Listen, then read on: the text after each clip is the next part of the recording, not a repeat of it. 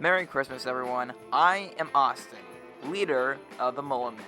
You guys have been loving the Austin Plays videos, so I'm doing another one for you all on this special holiday. But before we go into the games today, we need to look back on the 12 Complaints of Christmas video. Speaking of games, there are video games based off of Christmas, and they suck. At least I'm not getting those games for Christmas. Right? Right? Well, I did get those games for Christmas. Looks like my 12 compliments of Christmas didn't make up for my 12 complaints of Christmas. Now, didn't it?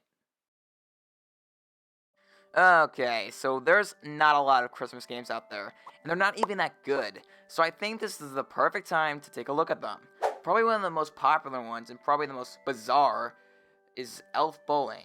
It was once a Flash computer game, but became so popular that it had to be sold for other platforms, with no changes at all. Also, the price was increased by $20. Alright, let's begin.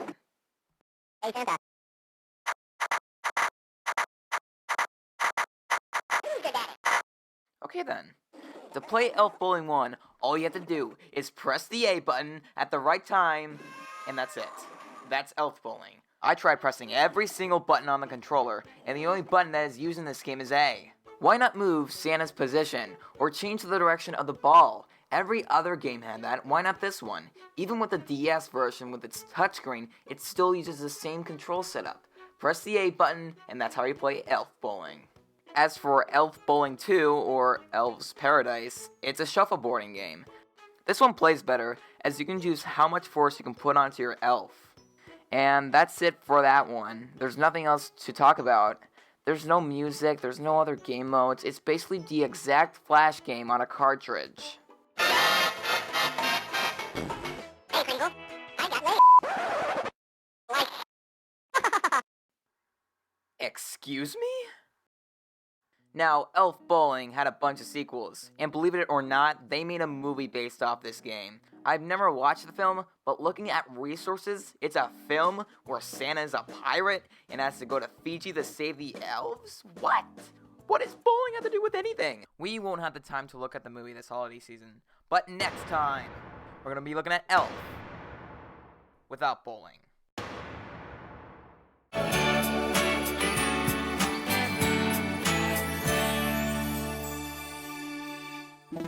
Yes, they made a game based off one of my favorite Christmas movies and no one else's. Elf, the movie, the movie game, whatever you want to call it. I don't understand why this has to be a game. I mean, everyone loved the movie, but how are people supposed to make a game off of this? Well, they tried, and they failed. It's very far from being fun. Why? Because the game's only challenge here is getting through the level. At the beginning of the game, all you do is go straight. Dang straight. And yes, every platformer goes straight, but this one acts like a chore. The only enemies here are pillars of ice and polar bears. And how do you defeat them? By just waiting. Just sit there.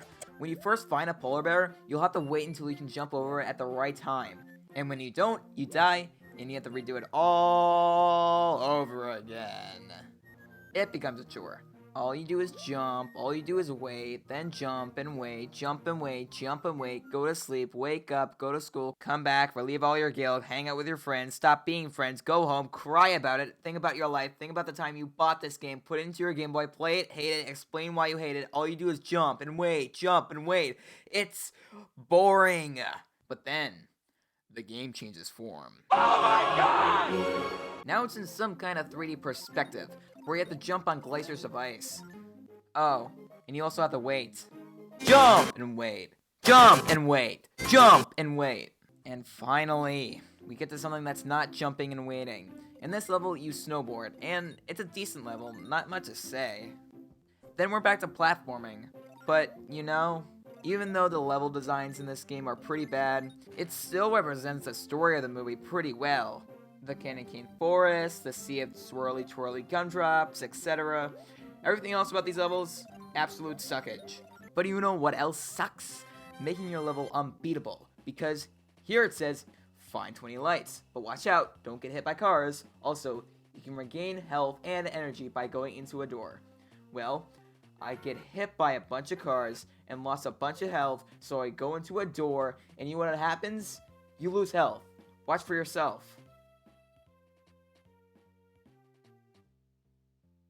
Broken!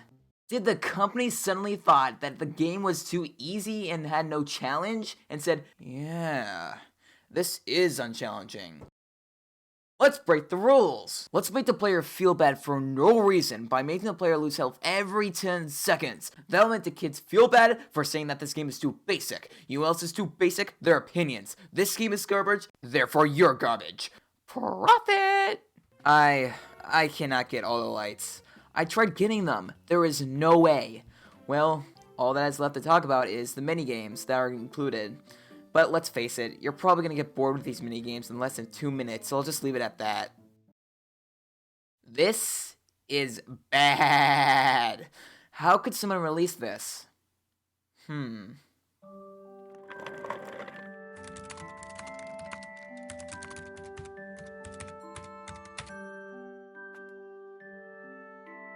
Wait, this game came out in 2004.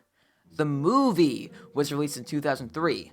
That's strange. Whenever a game based off a film comes out, it has to be released prior or shortly after the real movie has been available. That's not right.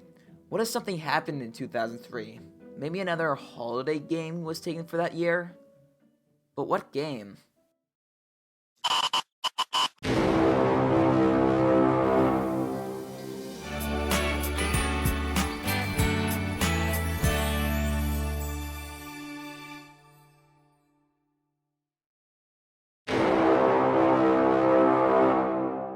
Oh, that was a great Christmas. I got the things I wanted, saw my family again, and I'm so glad that I decided not to review that awful game that I don't want to name, because it's one of the worst games out there and should never exist.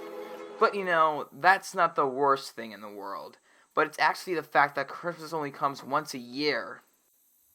Man, I wish every day was Christmas. Oh well.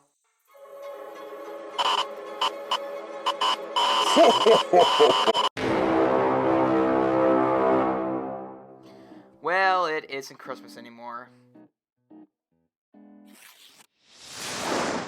What?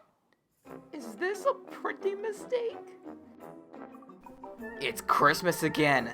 Austin, make sure you come over for Christmas dinner at 4 p.m. This is the exact same text I got from my family yesterday. It's Christmas again. I can get used to this.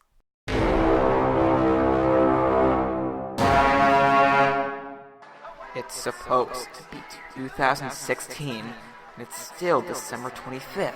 I've heard the same Christmas songs over and over again. I am getting tired of turkey, and all these presents are filling up the place. How can I stop this?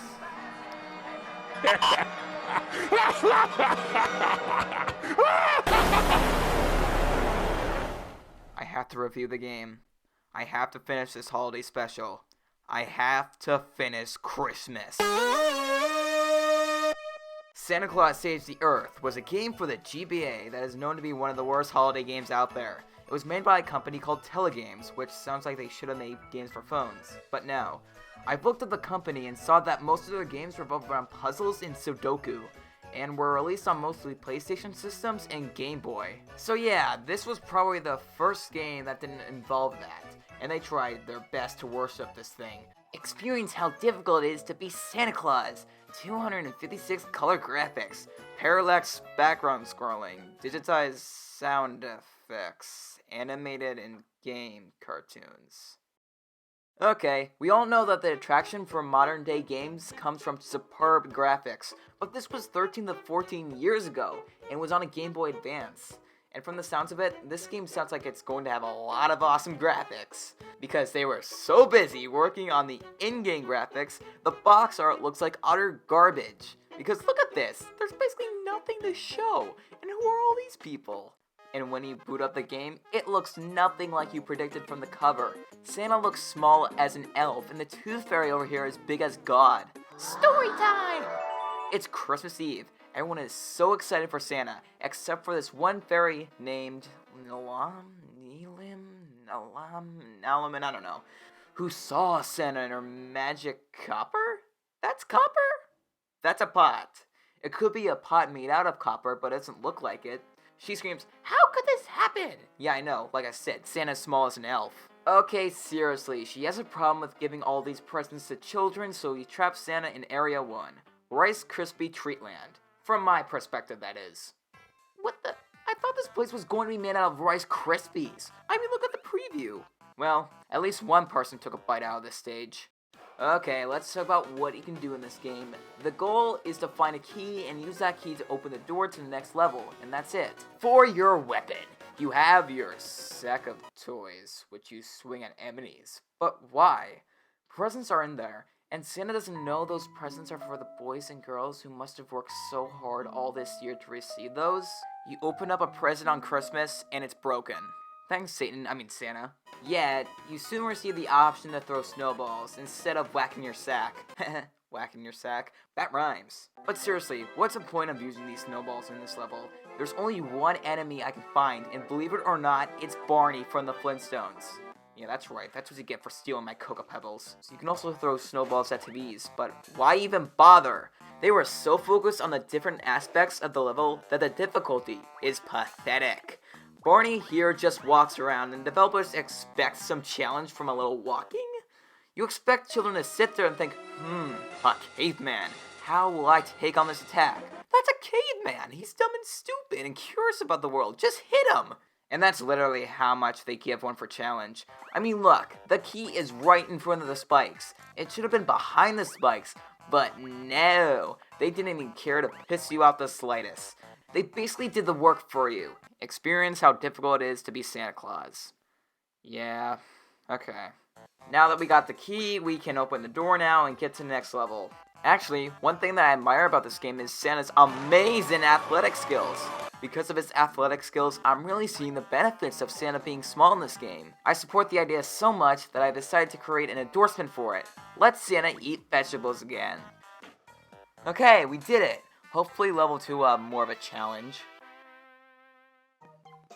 Oh hey, what's down there? Okay, an enemy? Alright, I'm kinda getting interested. What's down there? What the hell? When I said give me more of a challenge, I didn't mean put me in a death trap, like my god! And I even saw spaces with items on the way down, so was I supposed to land on those spaces and climb my way back up? Well, for sure, I ain't going back there. So in this level, you're greeted with some new enemies. Cowboys that shoot, plungers, and what the heck is that?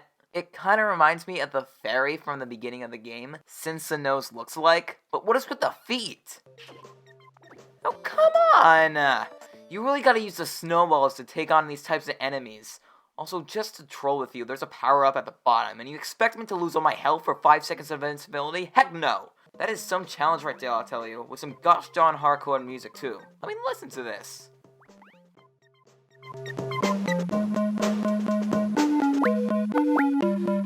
Believe it or not, they placed the key at the exact same place as level 1.